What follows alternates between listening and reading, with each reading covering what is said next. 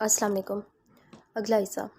مگر خدا نے میرے ساتھ کیا کیا، مجھ سے آخری چیز بھی چھین لی۔ جب میں انگلینڈ میں تھا تو وہاں میں نے ان لوگوں کو ہر بات پر یسوع کہتے سنا تھا۔ وہ اپنے نبی کا نام لیتے تھے۔ میرے سارے فرینڈس، میں کوشش کرتا تھا اتنی ہی عقیدت سے اپنے نبی صلی اللہ علیہ وسلم کا نام لوں، ان سے مدد مانگوں، انہیں بتاؤں کہ اللہ میرے ساتھ کیا کر رہا ہے۔ اگر یسوع خدا سے اس کے فیصلے تبدیل کروا سکتے تھے تو پھر میرے پروفٹ کیوں نہیں؟ یسوع مسیح مردوں کو زندہ کر دیتے تھے، مٹی کے پرندوں میں جان ڈال دیتے تھے، بیماروں کو ٹھیک کر دیتے تھے۔ وہ ایک دو نہیں، لوگوں کے بہت سے معجزے کیا کرتے تھے۔ میں نے سوچا میرے نبی صلی اللہ علیہ وسلم میرے لیے یہ سب کیوں نہیں کرتے، جبکہ میں ان سے محبت کرتا ہوں، سب کچھ انہی کے بتائے ہوئے طریقے سے مانگ رہا ہوں، پھر بھی ان کے نزدیک میں کچھ بھی نہیں، میری کوئی اہمیت نہیں، کوئی آخر کتنی بار ٹھکرایا جائے۔ اور یقین کرو مجھے واقعی ہر بار لیٹ ڈاؤن کیا گیا ہے، ہر بار مجھے مایوس کیا گیا۔ کوئی بھی شخص اپنے مذہب کو معمولی باتوں پر تو نہیں چھوڑتا، کچھ نہ کچھ تو ایسا ضرور ہوتا ہے جو آپ کو کہیں اندر سے ہرٹ کرتا ہے، اور میں اندر سے ہرٹ ہوا ہوں، ایک بار نہیں کئی بار۔ میرا ہاتھ اتنی بار چھٹکا گیا ہے کہ اب میں نے ہاتھ بڑھانا ہی چھوڑ دیا۔ مذہب مشکل وقت میں آپ کا سہارا ہوتا ہے، اگر یہ مشکل وقت میں بھی سہارا نہیں بن سکتا تو پھر ایسے مذہب کا کیا فائدہ؟ پھر میں تو خدا کے بنائے ہوئے دو مذاہب میں سے ایک کا انتخاب کر رہا ہوں، کوئی غلط کام تو نہیں کر رہا۔ وہ اب اس سے سوال کر رہا تھا، وہ بیکی آنکھوں سے اسے دیکھتی جا رہی تھی۔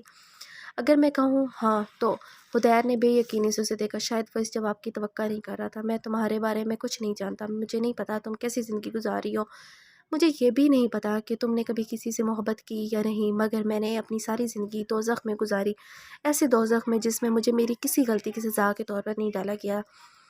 جب آپ دوزخ میں ہوں تو پتہ ہے زندگی کی سب سے بڑی خواہش کیا ہوتی ہے؟ صرف ایک ہلکی سی معمولی سی ٹھنڈک، تاکہ دوزخ کی گرمی کچھ تو کم ہو جائے۔ ٹینا میرے لیے وہی ٹھنڈک تھی۔ میں نے زندگی میں سے بڑھ کر کسی کو نہیں چاہا، بلکہ شاید مجھے یہ کہنا چاہیے کہ میں نے زندگی میں اس کے علاوہ کسی کو نہیں چاہا۔ میں نے خدا سے کہا تھا میں نے ہر چیز کھو دی، مجھے پرواہ نہیں، میرا مذہب میں سب کچھ چھوڑ دوں گا، اور میں نے خدا سے ریکویسٹ کی تھی کہ وہ ایسا کبھی نہ کرے، لیکن اس نے مجھے دکھا دیا اسے میری پرواہ نہیں۔ اس نے مجھے بتا دیا کہ اس کے نزدیک میری ویلیو ایک چونٹی جتنی بھی نہیں ہے۔ تو مجھے بتاؤ میری جگہ اور تم ہو تو کیا تم کرو گی؟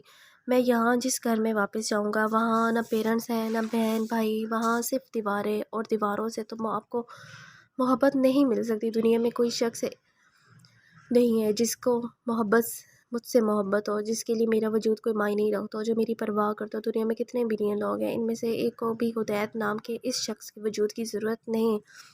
تم کبھی اندازہ لگا سکتی ہو جب میں لوگوں کا ہجوم ہر جگہ دیکھتا ہوں تو میرا دل کیا چاہتا ہے؟ میرا دل چاہتا ہے میں ان کو کوئی میرا نام پکارے، کسی کے چہرے پر مجھے دیکھ کر مسکراہٹ آ جائے، مگر مجھے کوئی جانتا ہے نہ پہچانتا ہے۔ محبت تو بہت دور کی بات، میں چرچ جانا شروع نہ کرتا تو میں پاگل ہو جاتا یا پھر خودکشی کر لیتا۔ میں زندگی میں اس حد تک تنگ آ چکا ہوں، مجھے نہیں پتا اللہ نے دنیا کس کے لیے بنائی ہے، مگر یہ کم از کم میرے جیسے انسان کے لیے تو نہیں بنائی۔ اس کی آواز باہر آئی تھی۔ جو بات میں تمہیں اب بتاؤں گی شاید تمہیں اس پر کبھی یقین نہ آئے، تم سوچو کہ میں جھوٹ بول رہی ہوں، شاید تم کہکا لگا کر ہنس پڑو، لیکن پھر بھی مجھے تم سے یہ بات تو کہنا ہی ہے۔ خدیر نے حیرانی کے ساتھ اسے دیکھا، وہ اسی کی طرح دیکھ رہی تھی، بھیگی پلکوں اور پرسکون چہرے کے ساتھ۔ کیا تم کو یقین آئے گا کہ میں تمہاری محبت میں نہیں تمہارے عشق میں گرفتار ہوں؟ اس کے جملے پر وہ ساکت سا رہ گیا۔ اور یہ عشق اس روز پارک میں تمہیں دیکھنے پر ہوا تھا، میں نے پہلی نظر میں تمہیں دیکھا اور میں جان گئی تھی کہ میں اسیر ہو چکی ہوں۔ تم نہیں جانتے یہ بات تم سے کہنے کے لیے میں نے تمہیں اس دن کتنا ڈھونڈنے کی کوشش کی تھی، مگر تم نہیں ملے۔ اور اس دن میں نے اللہ سے کہا تھا کہ اگر تم مجھے دوبارہ مل گئے تو میں اسلام قبول کر لوں گی، کیونکہ تم مسلم تھے۔ اس دن تم نے سسٹر کو اپنا نام بتایا تھا نا؟ وہ ایک لمحے کے لیے خاموش ہوئی تھی، ہدایت کے چہرے پر انتہائی بے یقینی تھی۔ تم خاموش کیوں؟ بولو نا۔ کیا بولوں؟ وہ کچھ توقف کے بعد بولا۔ کچھ کہو۔ کرسٹینا مسکرائی تھی کہ مجھے تمہاری بات پر یقین نہیں آ رہا۔ ہدایت اسے خاموشی سے دیکھتا رہا۔ ہاں مجھے یقین نہیں آ رہا۔ چند لمحوں کے بعد اس نے کہا تھا، ہاں ٹھیک ہے، اور کبھی یقین کرنا بھی مت۔ پتہ ہے کیوں؟ تم یقین کرو گے، اعتبار کرو گے تو میرا عشق اور گہرا ہوتا جائے گا۔ تمہیں پتہ ہے یقین محبت کو اندھا کر دیتا ہے، اور میں کسی سے اندھی محبت نہیں کرنا چاہتی، کم از کم کسی انسان سے تو نہیں۔ تم میری بات پر یقین نہیں کرو گے تو مجھے ٹھوکر لگے گی، ہر ٹھوکر مجھے سنبھلنے کا موقع دے گی، ایک بار نہیں، دوبارہ نہیں، مگر کبھی نہ کبھی تو میں سنبھل جاؤں گی۔ ہدایت کو پہلی بار وہ لڑکی عجیب لگی تھی، بے حد عجیب۔ میں تمہیں سمجھ نہیں پا رہا۔ وہ اس کی بات پر مسکرائی تھی۔ سمجھنا چاہتے ہو؟ ہاں، ایک ڈیل کرتے ہیں، تم مجھے سمجھنے کی کوشش کرو، میں تمہیں سمجھنے کی کوشش کرتی ہوں، اور جب ہم ایک دوسرے کو سمجھ لیں گے تو شاید میں کرسٹینا نہ رہوں مگر تم ہدایت ہی رہو گے. 1 ماہ تک ہم یہاں آئیں گے چرچ میں، لیکن تم اپنی بات کرنا، میں اپنی بات کروں گی. تم میرے بارے میں جو پوچھو گے میں تمہیں بتا دوں گی، اور تمہارے بارے میں جو جاننا ہوگا وہ تم بتا دینا. وہ حیرانی سے اسے دیکھ رہا تھا اور اس کے سامنے جیسے شطرنج کی بساط بچھا رہی تھی یا پھر کوئی جگسا پزل رکھ رہی تھی. 1 ماہ کے بعد ہم دونوں کبھی نہیں ملیں گے. پھر نہ تم مجھے ڈھونڈنے کی کوشش کرنا نہ میں تمہیں ڈھونڈوں گی. تم وہ کہنا جو تمہارے دل میں آئے گا، میں وہ کہوں گی جو میرے دل میں آئے گا. ہاں، اور 1 ماہ تک تم بائبل پڑھو گے، نہ ہی کسی مبلغ کے پاس جاؤ گے، صرف قرآن پڑھنا ترجمے کے ساتھ. اب میں جا رہی ہوں، کل 12 بجے میں یہاں آ جاؤں گی، کیا تم آؤ گے؟ وہ اب کھڑی ہو کر اسے پوچھ رہی تھی. وہ چپ چاپ اسے دیکھتا رہا. وہ اسے جھڑک دینا چاہتا تھا، وہ اسے کہنا چاہتا تھا کہ وہ اسے اس راستے سے نہ بھٹکائے، اسے وہاں ڈٹ جانے دے جہاں وہ جانا چاہتا تھا. وہ اسے کہنا چاہتا تھا کہ وہ اس کی زندگی میں مداخلت کیوں کر رہی ہے، وہ اس میں کیا دلچسپی ہے، وہ اسے کیا چاہتی ہے. اور ہدایت نے کہہ دیا ہاں میں آؤں گا. وہ ایک بار پھر مسکراتی تھی. خدا حافظ. وہ مڑ گئی. میں آپ کو ڈراپ کر دوں گا. آپ کو کہاں جانا ہے؟ وہ بے اختیار اس کے پیچھے آیا. نہیں، میں یہ نہیں چاہتی. آپ مجھے اپنا کانٹیکٹ نمبر تو دے دیں. وہ اس کے ساتھ چلنے لگا تھا. تم مجھے اپنا فون نمبر دے دو، کرسٹینا نے رک کر اسے کہا تھا. وہ چند لمحے سوچتا رہا، پھر اس نے جیب سے والٹ نکال کے کاغذ سے اسے تھما دیا. کرسٹینا نے دیکھے بغیر کاغذ مٹھی میں دبا لیا. اس کے ساتھ چلتا ہوا پارکنگ کی طرف آیا تھا. وہاں ابھی بھی بہت سے لوگ کھڑے خوش گپیوں میں مصروف تھے. کیتھیڈرل کا اگلا حصہ بہت روشن تھا. وہ چرچ کے اندر جانے لگی تھی جب اسے اپنے عقب میں ہدایت کی آواز سنائی دی. اسے مڑ کر دیکھا. وہ کچھ جھجکتا ہوا اس کے پاس آیا. مجھے ایک بات پوچھنی. کیا واقعی تمہیں مجھ سے محبت ہے؟ ہدایت نے کرسٹینا کے چہرے پر مسکراہٹ کو گہرا ہوتے دیکھا. نہیں، مجھے تم سے عشق ہے، اس نے بڑی روانی سے کہا تھا. وہ مڑ کر اندر چلی گئی تھی. ہدایت وہیں کھڑا اسے لوگوں کے ہجوم میں گم ہوتے دیکھتا رہا. اس کا دل چاہ رہا تھا وہ اس سے دوبارہ ملے. اگلے دن نہ چاہتے ہوئے بھی کیتھرل میں موجود تھا. وہ سیڑھیوں پر بیٹھی ہوئی تھی، سیاہ چادر میں خود کو لپیٹے. وہ اپنے بازوؤں میں چہرے چھپائے ہوئے تھی. ہدایت اس کے پاس چلا گیا. قدموں کی چاپ پر اس نے سر اٹھایا تھا. ہدایت نے اس کے چہرے پر ایک خیر مقدمی مسکراہٹ دیکھی تھی. وہ اس سے کچھ فاصلے پر سیڑھیوں پر بیٹھ گیا تھا. تم نے زندگی میں خدا کو کتنی بار پکارا ہے؟ چند لمحوں کی خاموشی کے بعد اس نے ہدایت سے پوچھا. بہت دفعہ. اب وہ اس کے چہرے پر نظر جمائے ہوئے رکھا. اور اللہ کو؟ ہدایت نے اس کے سوال پر حیران ہو کر اور کیا؟ تم نے اللہ کو کتنی بار پکارا ہے؟ بڑے پرسکون نرم انداز میں سوال دہرایا. کیا خدا اور اللہ میں فرق ہوتا ہے؟ وہ کچھ الجھ گیا. اللہ خدا کا ذاتی نام ہے. اس نام سے اسے پکارا تو وہ زیادہ قریب محسوس ہوتا ہے، دوست لگتا ہے. ہدایت نے اس کے چہرے سے نظریں ہٹا لی. ہدایت، کل تم کہہ رہے تھے کہ تم نے جب بھی اللہ کو پکارا ہے اس نے تمہاری مدد نہیں کی. جب بھی